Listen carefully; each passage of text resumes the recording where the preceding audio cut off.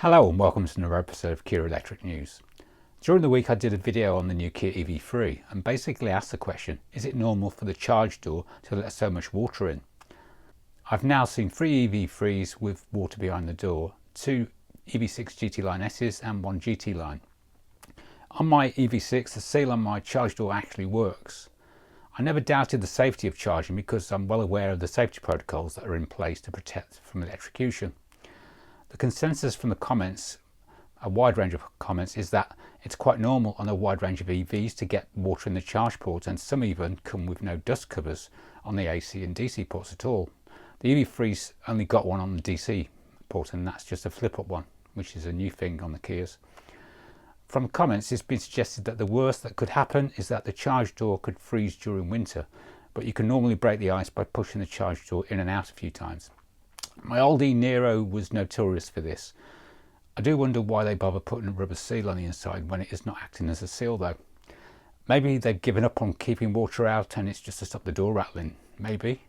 Anyway, I've reported it to my dealer and mentioned it to Kia. I've had no feedback yet, and so maybe it's the new normal. Korean Car Blog reports that the forthcoming Kia EV2 has been spy testing in Europe in a video from SH Pro Shots. This new EV compact model is set to be launched next year and also mark a milestone as the first Kia electric vehicle to be manufactured in Slovakia. The important part of this story is that they now say it's being launched in 2025, whereas a few weeks back they said it has been launched in 2026, so they'll make their mind up soon. So that's good news for those waiting for the Kia's most affordable EV yet. Now for some Kia EV3 news. I get asked a lot what I know about EV3's bi-directional charging capabilities. There had previously been some denial that it actually had the capability. This week I came across a recent press release from Kia UK, which I'd missed a few weeks ago. The press release confirms that they all have the capability, that's all trims have the capability. The press release says this: Kia is one of the leading manufacturers to bring vehicle-to-load charging to the compact EV SUV segment. This feature enables the car to power external devices and allows customers to maximise the EV3's accessibility. Every EV3 is also capable of bi-directional charging, including vehicle-to-grid, vehicle-to-home and vehicle-to-building, which will be gradually introduced across European markets. So that suggests it will be rolled out in a future over-the-air software update, as I've previously suggested might be the case. So that's good news, and that clears up all the confusion once and for all. This week even more Kia EV3 how-to videos were released. The first one covers how the steering wheel hands-on detection works. This capacitive touch version works much better than my EV6 since you no longer have to wobble the steering wheel to get rid of the warning message. The second one explains how automatic climate control works. And the third one explains all about intelligent speed limit assist, but it doesn't tell you that you can press the mute button to turn the warnings off. Shame. After last week's reveal of some EV6 GT facelift details, these Kia EV6 GT facelift images were posted on Kia Korea's Facebook page. There are also some fresh notes. The new facelifted EV6 GT model has gone on sale in Korea on the 26th of November and you can see it on the Kia Korea website. As well as all of the horsepower upgrades that it got that I mentioned last week, it will come with launch control and virtual transmission system, VGS. Its 84 kWh 4th generation high voltage battery will give a range of 355 kilometers or 220 miles drivable distance on a single charge, which is probably the Korean test cycle, which is why it's probably a bit low. It will have an improved seat function and provide latest convenience and infotainment specifications. Now some EV9 news. You may remember a few weeks back the e-shifter issue with a batch of Canadian EV9s. Bob Stevenson, who had the issue back then, has contacted me with some more details and another issue he's waiting to get resolved. Well, he says this: well, I took our EV9 in for 3 recalls and to resolve the check user authentication system warning this week. The 3 recalls are listed on the attached dealership paperwork. The official Canadian service action number for the e-shifter malfunction is 240175 and is shown as complete even though it was completed earlier before a number was issued. 240211 and 241179 are the other 2 recalls that were completed. The dealership was not able to resolve the check user authentication system warning. and needed to send off to Kia Technical for a resolution. Kia Tech has since replied, and they have requested the dealership carry out a number of tests and provide them with data download, which there is a service appointment now scheduled for December the 20th, 2024. We have now been advised our EV9 will most probably require another service appointment after the 20th of December to implement whatever resolution is determined from those tests. We still enjoy our EV9 and just turn off the warning every time we start the vehicle. It also appears that all the VIN numbers that started with 052 had the E-shifter malfunction. They've all gradually been repaired under recall 240175, and I believe everyone is enjoying their EV9s. Well, that's good news. I just hope Bob's can get sorted soon. I've seen the authentication error one before on Reddit, but I didn't see a resolution, so fingers crossed that's sorted soon. I'll update my EV9 recall spreadsheets with the info I've got out of this. Following last week's story on the new North American ICCU recall for EV6, Ioniq 5, 6 and Genesis GV60, I can also now confirm that the electrified Genesis GV70 is also subject to the new recall. So I guess that means that the GV70 has the very same ICCU as the rest of us. Korean car blog reports that the Hyundai Ioniq9 is to be the first to have the new NCM9 battery. KCB says, according to ET News, Hyundai will ship the Ioniq9 with the new NCM9 battery technology. The high-performance NCM9 battery has been developed by SK On. This battery is part of the advanced super fast series and offers a 9% improvement in energy density compared to earlier versions, with a nickel composition exceeding 90%. The NCM9 battery delivers exceptional efficiency in enabling extended driving ranges and rapid charging capabilities. With its NCM9 battery, the SUV achieves a driving range of over 620 kilometers or 385 miles WLTP on a single charge. Additionally, it supports ultra-fast charging, reaching 80% capacity in just 24 minutes, despite the battery size increase over the Kia EV9. These advancements position the new SUV as one of the most capable electric SUVs available. According to a Google translated article on Korean website ET News, Hyundai is to install Google Maps on the next generation Ioniq 5.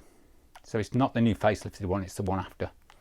This is the first case of Hyundai Motor applying Google Maps to its vehicles. A senior Hyundai spokesman said, first of all, the plan is to install Google Maps on the next generation Ioniq 5 for overseas sales. This is expected to be recorded as another example of collaboration between Hyundai Motor and Google following the deal that Hyundai did with Google self-driving robo-taxi company Waymo. The official said, we will produce the next generation Ioniq 5 test car based on Google Maps. Hyundai Motor has established a roadmap to release the next generation Ioniq 5 test car equipped with Google Maps and mass produce the next generation Ioniq 5 using Google Maps after completing the test. It is expected that the Ioniq 5 equipped with Google Maps is to be released sometime in 2026. Hyundai Motor is currently installing TomTom Maps and Here Maps in the Ioniq 5 and the EV6 and its other models. And most of the others, I think. Because of the cooperation between Hyundai Motor and Google, it's expected that the possibility of increasing the number of Hyundai Motor vehicles that will have Google installed is very likely. Korean car blog has reported that the Genesis GV60 Facelift has been spotted without most of its camouflage ahead of its February 2025 debut. Judging from these images, it does not look like it's changed an awful lot on the surface. I expect it at the very least to get a battery upgrade to 84 kilowatts like the new EV6 and Ioniq 5. KCB also reports that the Genesis GV90 is about to leave the R&D centre with two different bodies. The GV90, developed under the project name JG1, represents Hyundai's ambitious entry into the high-end SUV market. It aims to challenge luxury rivals such as the Mercedes-Benz GLS and the BMW X7. Packed with groundbreaking technologies and an opulent design ethos, the GV90 sets a new benchmark for luxury and innovation. The lineup will feature a standard model equipped with conventional doors ensuring wider appeal and practicality, an exclusive variant incorporating pillarless coach doors, a hallmark of ultra-luxury vehicles like Rolls-Royce, is also being produced. This variant will be produced in limited numbers, catering to an elite clientele. After overcoming design challenges including issues with the innovative coach door mechanism, the production prototype is now in its final stages of development. The R&D centre in Namyang has reportedly resolved previous issues relating to door functionality during turns. With a reinforced body design and advanced hinge technology, the prototypes are ready for final validation tests on public roads. The coach doors, a revolutionary feature for a mass-produced SUV, offers a pillarless design that ensures a grand entrance. Hyundai's engineers have developed advanced reinforcement techniques integrating patented technology to meet stringent safety standards for side impacts and rollovers. The innovation highlights Hyundai's commitment to pushing boundaries in automotive design. And finally, Genesis has unveiled its newly redesigned GV70 and electrified GV70 SUVs at the LA Auto Show last week. Dual sourced at the brand's production facilities in Montgomery, Alabama and Ulsan, Korea, the newly redesigned GV70 and electrified GV70 will arrive in North American retailers in the first half of 2025. The company also announced the opening of 4 new standalone retail facilities, bringing the total to 60 in just 3 years. The exterior designs of the GV70 and electrified GV70 embrace Genesis' athletic elegance design philosophy and have been elevated with enhanced details such as dual weave mesh radiator grilles and iconic 2-line headlamps. The interior has also been improved in both models to create an enhanced experience for drivers and passengers. GV70 is our most popular model in North America, and we've welcomed over 85,000 customers into the GV70 family in just 3 short years, said Claudia Marquez, Chief Operating Officer at Genesis Motor North America. The newly redesigned GV70 and electrified GV70 offer all the utility and interior refinement of a great SUV without sacrificing the fun-to-drive character that Genesis vehicles are known for. The exteriors of the 2026 GV70 and electrified GV70 showcase various intricate yet bold details. The GV70's front fascia includes a redesigned G-Matrix crest grille and multi-lens array headlamps. The electrified GV70's G-Matrix crest grille is tailored for an electrified vehicle and comes with a newly redesigned charge port. The updated GV70 and electrified GV70 featured Genesis iconic 2-line headlamps equipped with micro-lens array technology, striking a balance between advanced technology, elegant design and a distinctive look. The front end has been enhanced with a bolder skid plate design, creating a robust stance that is complemented by extended air intake grilles, creating a uniquely sporty appearance. The athletic side profile has been accentuated with newly redesigned 19-inch and 21-inch wheel options. In the rear, the turn signals have been redesigned to align with the front headlamps 2-line concept. In the US, the new GV70 is confirmed to come with the Tesla NACS connector built in. The interiors of the new GV70 and electrified GV70 infuse high-tech sensibility with Genesis' distinctive Korean-inspired design principle. The beauty of white space. The all-new 27-inch OLED display integrates the cluster and infotainment system into a single expansive horizontal layout. GV70 comes in 10 different exterior colours, including new Series Blue, which was inspired by the dwarf planet between the orbits of Mars and Jupiter. 4 Napa leather colour options, led by Ultramarine Blue, provide a robust set of choices for customers. The electrified version comes in 6 exterior colours and 2 interior colour options. Improvements include enhanced voice recognition controls, which allow the driver to easily control vehicle functions like HVAC settings, window position and more.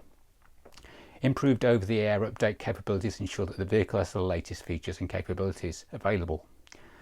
GV70 and electrified GV70 are also available with digital key, which lets an owner seamlessly access, control and manage and customize their vehicle, and the smart key has been extended to the second row, making it easier to access. Also new for 2026 model year is terrain mode, which allows drivers to drive in the optimized mode, snow, mud or sand, depending on the road conditions. The GV70 maintains a comprehensive suite of advanced driver assistance features across driving and parking convenience and safety capabilities. Other new features include steering wheel hands-on detection, just like in the EV3 and the new EV6, improved lane following assist functionality, and upgraded remote smart parking assist with forward to back, parallel and now diagonal parking capabilities. Anyway, that's all for this week. Thanks for all the comments, likes and new subscribers. Welcome new subscribers. As usual, a comprehensive list of links to stories and videos can be found in the show notes in the video description. Thanks for watching.